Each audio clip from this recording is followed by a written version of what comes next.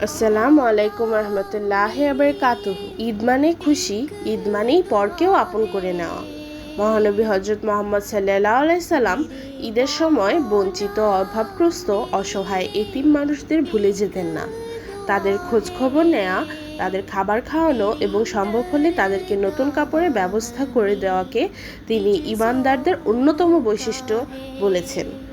আর এ কারণেই ঈদুল ফিতরে ফিতরানা দেওয়াকে বাধ্যতামূলক করা হয়েছে এবং ঈদুল আজহায় কুরবানির মাংস দরিদ্র ও অসহায়দের মাঝে বিতরণ করতে বলা হয়েছে। মহানবী সাল্লাল্লাহু আলাইহি সাল্লাম ঈদের দিন ছোট বড় সবার আনন্দের প্রতি খেয়াল করতেন।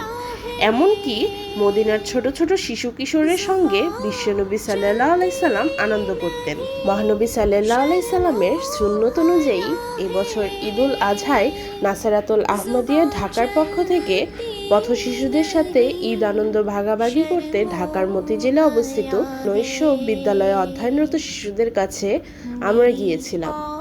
এদের বেশিরভাগই দরিদ্র বাবা মায়ের সন্তান। তাদের মা বাবারা দিনের বেলা কাজে যান আর ওই সময়টাতে এইসব শিশুরা তাদের পরিবারের অন্য সদস্যদের দেখাশোনা ও সাংসারিক কাজে সহায়তা করে। এ কারণেই এইসব শিশুরা দিনের বদলে রাতের বেলায় স্কুল করে। তারা যেন তাদের দুঃখ কষ্ট কিছুটা সময়ের জন্য ভুলে ঈদের আনন্দ অনুভব করতে পারে, সেজন্য লাজনা ইমাইল্লা ঢাকার অধীনস্থ হালকাগুলো থেকে কোরবানির মাংস সংগ্রহ করে তাদের জন্য বিরিয়ানি রান্না করে তাদের মাঝে বিতরণ করা হয়। এছাড়াও উপহার হিসেবে দেওয়া হয় টি-শার্ট।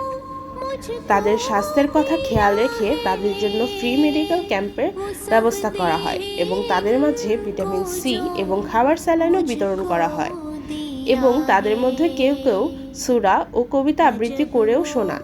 ওই দিনের ওই সময়গুলো তাদের সকলের খুব আনন্দে কেটেছে। ঘুরে ফিরে বারে বারে ঈদ আসে, ঈদ চলে যায়। ঈদ হাসতে শেখায়, ভালোবাসতে শেখায়, ত্যাগের মহিমা শেখায়।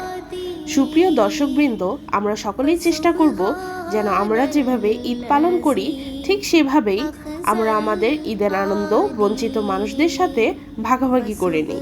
তাহলে সকলের সাথে আমাদের ভ্রাতৃত্ব বন্ধন আরও ঘনিষ্ঠ হবে এবং আল্লাহ তাআলাও খুশি হবেন। আজ এ পর্যন্তই।